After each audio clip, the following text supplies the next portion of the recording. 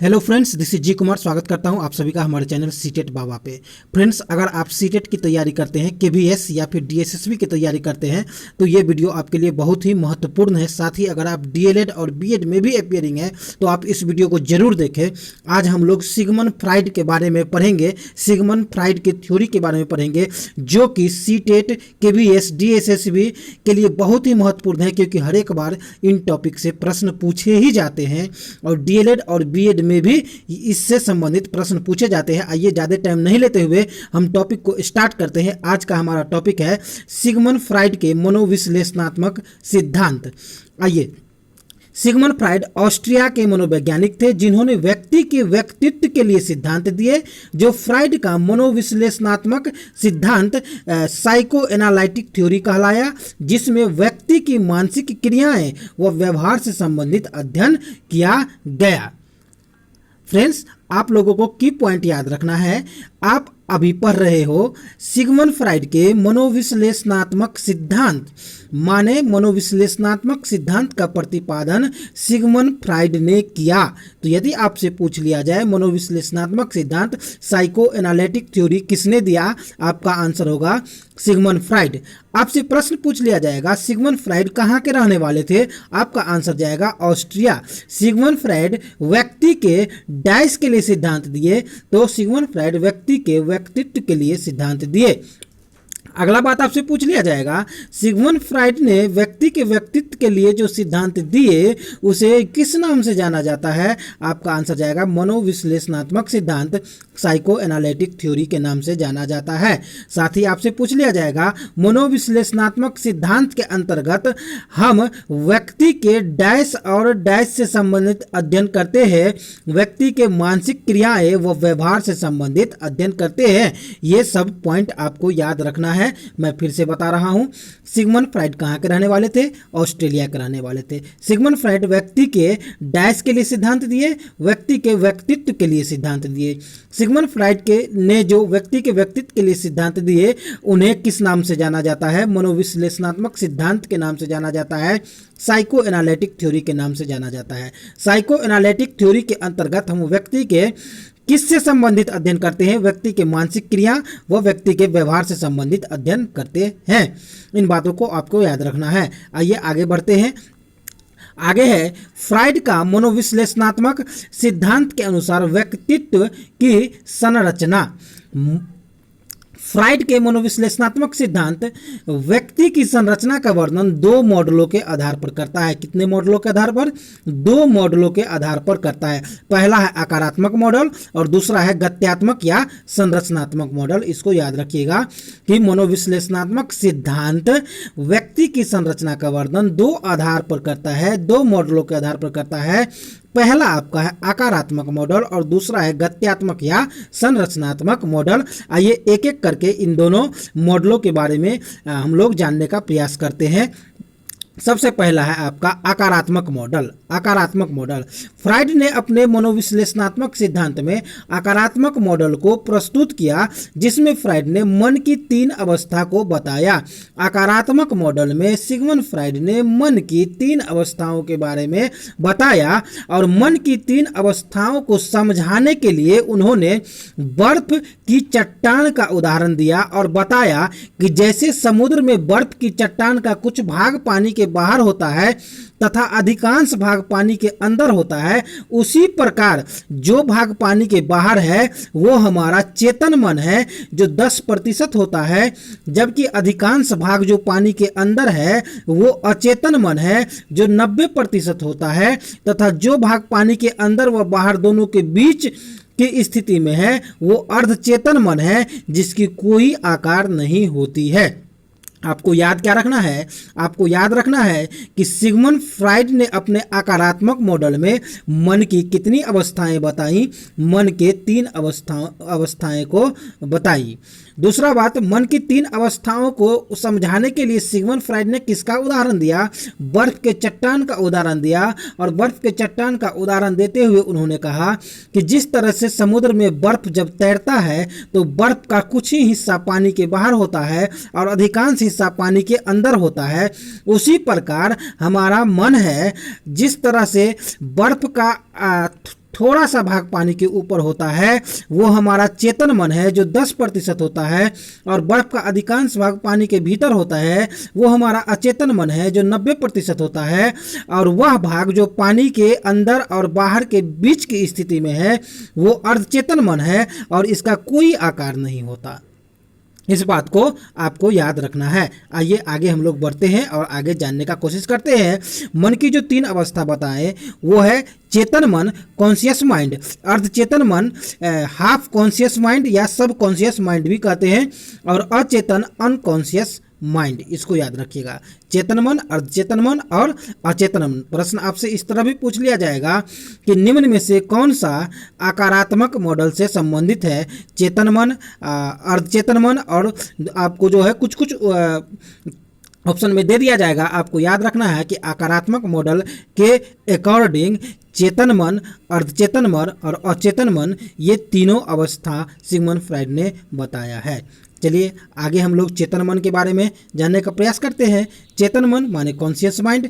चेतन मन मस्तिष्क की जागृत अवस्था है, ये इसका फीचर्स है, ये इसका गुण है। आपको याद रखना है, यहाँ से बहुत बार प्रश्न पूछा जाता है और पूछा भी गया है कि चेतन मन मस्तिष्क की जागृत अवस्था है जो 10% होता है। ये बात आपको चेतन मन के बारे में 2 बात याद रखना है। चेतन मन मस्तिष्क की जागृत अवस्था है और चेतन मन 10% होती है।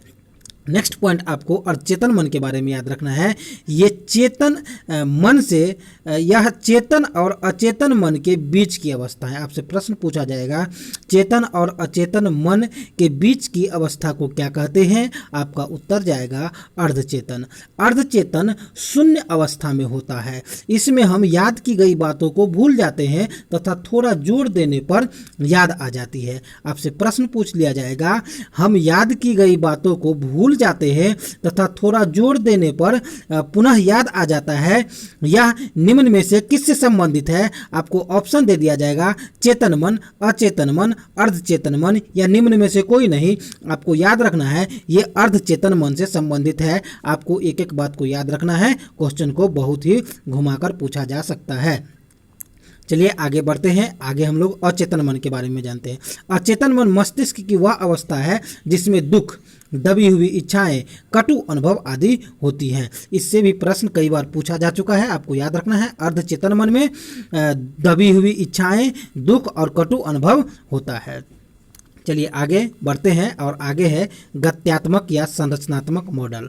अभी हम लोगों ने आकारात्मक मॉडल के बारे में पढ़ा जिसमें मन की 3 अवस्थाओं को पढ़ा, चेतन मन, अचेतन मन और अर्धचेतन मन, तीनों के फीचर्स को पढ़ा। अब हम लोग गत्यात्मक या संरचनात्मक मॉडल के बारे में पढ़ेंगे। फ्राइड के अनुसार मूल प्रवृत्तियों से उत्पन्न मानसिक संघर्षों का समाधान जिस साधनों के द्वारा होता है वे सभी गत्यात्मक या संरचनात्मक मॉडल के अंतर्गत आती है, जिसके 3 साधन है। अब 3 साधन कौन कौन सी हैं ये हम लोग जानते हैं। देखिए, एक है इदम जिसे हम ईद कहते हैं, अहम जिसे हम ईगो कहते हैं और परा अहम जिसे हम सुपर ईगो कहते हैं। इसको भी याद रखिएगा। ईद, अहम और सुपर ईगो ये संरचनात्मक मॉडल के अंतर्गत 3 साधन बताया गया है। एक एक करके हम लोग जानने का प्रयास करते हैं। इदम के बारे में हम जानते हैं। इदम माने ये व्यक्ति में जन्मजात होता है। इदम व्यक्ति में जन्मजात होता है। ये सुखवादी सिद्धांत पर आधारित होता है, अर्थात इसमें व्यक्ति केवल सुख की कल्पना करता है। ये सब फीचर्स है, आपको याद रखना है। फीचर्स से ही प्रश्न पूछा जाता है कि निम्न में से कौन सा जन्मजात होता है, इदम, अहम या फिर परा अहम। तो आपका आंसर जाएगा इदम। इदम जन्मजात होता है। इदम सुखवादी सिद्धांत पर आधारित होता है और इदम में व्यक्ति केवल सुख की कल्पना ही करता है। आगे जानिए, इदम अचेतन मन से जुड़ा हुआ है। इदम अचेतन मन से जुड़ा होता है, जिसका अर्थ है कि ये अपनी दबी हुई इच्छाओं की पूर्ति करना चाहता है, जिसमें काम प्रवृत्ति सबसे बड़ा सुख है। याद रखिएगा, इदम जो है किस मन से जुड़ा हुआ है? अचेतन मन से जुड़ा हुआ है। अगला बात, इदम पार्श्विक प्रवृत्ति से जुड़ा है, माने कि पशु प्रवृत्ति का होता है। इदम पशु प्रवृत्ति का होता है जिसमें केवल इंसान अपने सुख के बारे में ही सोचता है, उसके परिणाम को नहीं सोचता, वो अच्छा है बुरा है नहीं सोचता, सिर्फ वो सुखवादी सिद्धांत को फॉलो करते हुए आनंद लेना, सुख लेने के बारे में ही सोचता है और ये अचेतन मन से जुड़ा होता है। और अचेतन मन कितना होता है आप लोगों को अच्छी तरह से मालूम है, ये 90% होता है। चलिए आगे बढ़ते हैं। अहम। अहम ईगो में बुद्धि, चेतना व तार्किकता होती है। यह वास्तविकता पर आधारित है। अभी आप लोगों ने इदम के बारे में पढ़ा था। इदम जो है सुखवादी सिद्धांत को फॉलो करता है, लेकिन ये सुखवादी का फॉलो नहीं करता, ये वास्तविकता पर आधारित है। ये बुद्धि, चेतना और तार्किकता होती है। यह अर्धचेतन मन से जुड़ा है। ये अर्धचेतन मन से जुड़ा है जिसमें व्यक्ति कार्य के लिए विचार करता है, उसमें उचित अनुचित का ज्ञान होता है। इदम में कार्य करने से पहले व्यक्ति सोचता नहीं है, वो सिर्फ सुख पाना चाहता है। लेकिन अहम में वो सोच विचार कर कोई भी काम को करता है। उचित अनुचित का ज्ञान किसमें होता है? अहम में होता है। बुद्धि, चेतना, तार्किकता किसमें होती है? अहम में होती है, ईगो में होती है। और इसका जो प्रवृत्ति है, अहम का जो प्रवृत्ति है वो मानवतावादी है। लेकिन इदम का प्रवृत्ति कैसा था? पशु प्रवृत्ति का था। इस सब फीचर्स को आपको याद रखना है, फीचर्स से भी प्रश्न पूछा जाता है। नेक्स्ट, पराअहम। Super ego. पराअहम आदर्शवाद, आध्यात्मिक प्रवृत्ति की अवस्था होती है। पराअहम पूरी तरह से सामाजिकता एवं नैतिकता पर आधारित है। यह चेतन मन से जुड़ा है। जिस व्यक्ति में पराअहम अधिक होता है वह बुरे विचारों से दूर रहता है और वे देवत्व प्रवृत्ति के है, देवता वाला प्रवृत्ति इसमें पाया जाता है। किस में? पराअहम में। आपने पढ़ा इदम जो कि पशु प्रवृत्ति का होता है। आपने पढ़ा अहम जो कि मानवतावाद प्रवृत्ति का होता है। आपने पढ़ा पराअहम जो देवता वाला प्रवृत्ति होता है। आपने देखा कि इदम में लोग सुख पाना चाहता है, उसको वास्तविकता से कोई लेना देना नहीं है, उचित अनुचित से कोई लेना देना नहीं है। लेकिन अहम में उचित अनुचित को देखते हुए हम कोई भी कार्य करते हैं, उचित अनुचित को देखते हुए कोई कार्य करते हैं। इसमें हम बुद्धि से काम करते हैं, चेतना से काम करते हैं, तार्किकता से काम करते हैं अहम में, लेकिन इदम में नहीं करते। इदम में सिर्फ सुख पाना चाहते हैं, ये पशु प्रवृत्ति का है। तो आप लोगों को इदम में, अहम में और पराअहम में अंतर याद रखना है फीचर्स का, क्योंकि इससे बहुत प्रश्न पूछे जाते हैं और पूछे जा चुके हैं और आगे भी पूछे जाएंगे। चलिए नेक्स्ट हम लोग पढ़ने जा रहे हैं कि सिगमंड फ्राइड का कुछ बुक है जो कि बहुत ही फेमस है और प्रश्न पूछ लिया जाता है। इनका बुक है interpretation of dreams, group psychology and the analysis of ego, the ego, totem and taboo और civilisation and its discontents, the introduction of psychology. ये सब इनके बुक हैं। लेकिन एग्जाम में जो बार बार पूछा जाता है इंटरप्रिटेशन ऑफ ड्रीम्स के बारे में कि इंटरप्रिटेशन ऑफ ड्रीम्स के लेखक कौन है, ये बुक किनके द्वारा दिया गया है, आपको बताना है। सिगमंड फ्राइड के बारे में दिया हुआ है। दोस्तों, इस तरह हम लोगों ने सिगमंड फ्राइड के बारे में जानने का प्रयास किया और मैं आपसे उम्मीद करता हूं कि आपने ज़रूर समझा होगा। और अगर आपने इस वीडियो को शुरू से अंत तक देखा है तो मैं आपसे ये भी दावा करता हूं कि आपको सिगमंड फ्राइड के बारे में कहीं और से पढ़ने की ज़रूरत नहीं है। और हर एक बार जो सीटेट के भी DSSB एग्जाम में 2-3 प्रश्न सिगमंड फ्राइड से रिलेटेड पूछे जाते हैं उनको आप जरूर करके आइएगा। अगले वीडियो में हम लोग जो है पढ़ेंगे सिगमंड फ्राइड के एक और थ्योरी जिसका नाम है मनोलैंगिक विकास का सिद्धांत। सिगमंड फ्राइड के मनोलैंगिक विकास के सिद्धांत में हम लोग नेक्स्ट वीडियो में पढ़ेंगे। एक एक टॉपिक, एक एक मनोवैज्ञानिक के बारे में मैं आपको बताऊंगा, चाहे वो वाइगोत्स्की हो, चाहे जीन पियाजे हो, चाहे कोहलबर्ग हो, चाहे थॉर्नडाइक हो, चाहे ब्रूनर हो। हर एक मनोवैज्ञानिक के बारे में पढ़ाएंगे, हर एक थ्योरी के बारे में आपको हम बताएंगे। वृद्धि विकास में क्या अंतर होता है, सामाजिकता क्या होता है, मोरल डेवलपमेंट क्या होता है, इंक्लूसिव एजुकेशन क्या होता है, उसके बाद लर्निंग थ्योरी। एक एक वीडियो में आपको बताऊंगा वीडियो के माध्यम से।